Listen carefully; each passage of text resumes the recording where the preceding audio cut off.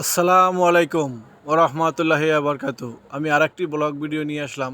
আমার ভিডিওটি হচ্ছে আজকে রকেট নাম্বার নিয়ে। যারা রকেট পার্সোনাল এবং এজেন্ট ব্যবহার করেন তারা খুবই সতর্ক থাকবেন। বর্তমানে অসাধু কিছু লোক আসছে আপনার রেজেক নিয়ে টানাটানি করতে। তারা ভুয়া মেসেজ দিয়ে এখন শুধু মানুষের কাছ থেকে টাকা হাতিয়ে নিচ্ছে। যারা অসহায়, দরিদ্র, যারা বর্তমানে অনেক কষ্টে আছে তাদেরকে কম বোঝানো, যে যারা বোঝে না এইসব লোকদেরকে লোভ দেখিয়ে তারা বিভিন্ন ভুয়া মেসেজ দিয়ে টাকা নিয়ে যাচ্ছে।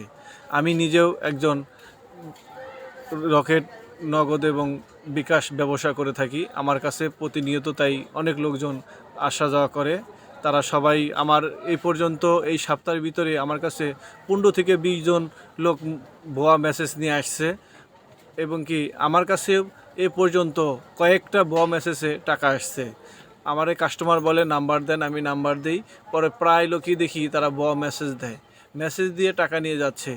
আপনার কোম্পানির যদি কোনো মেসেজ দেয় 16, 24, 7 থেকে 6 থেকে আপনার মেসেজ দিবে। আর যারা ওই ভুয়া, ওরা শুধু মোবাইল থেকে মেসেজ দেয়, মোবাইল থেকে মেসেজ দিয়ে আপনার কাছ থেকে টাকা নিয়ে যাবে।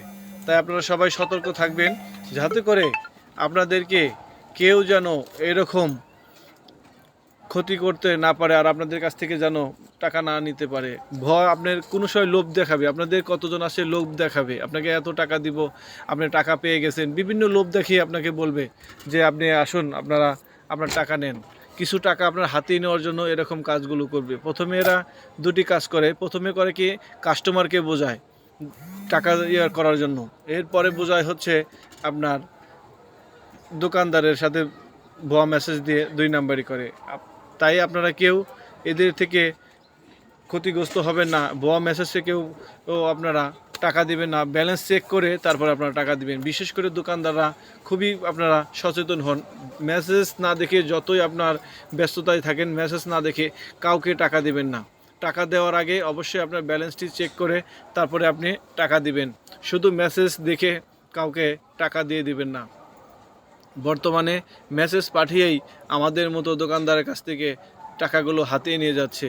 আর বোকা কিছু লোকজন আছে, লোভী কিছু লোকজন আছে, যারা অল্পতে এই মানুষের কথায় গলে যায়।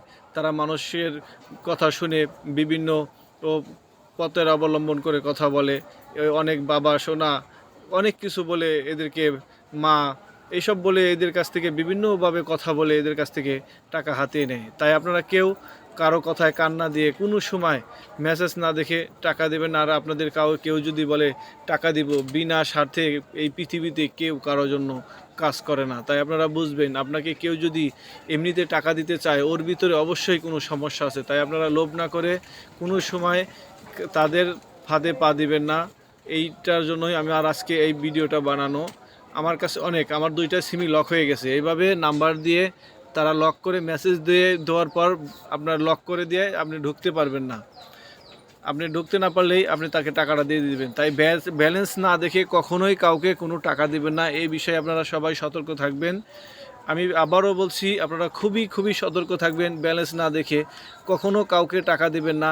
বর্তমানে বহুত প্রতারক বেরিয়ে গেছে বিভিন্ন দোকান থেকে। ইতিমধ্যে আমার পাশের দোকান থেকেও একজনে 25,000 টাকা এভাবে ভুয়া মেসেজ দিয়ে নিয়ে গেছে।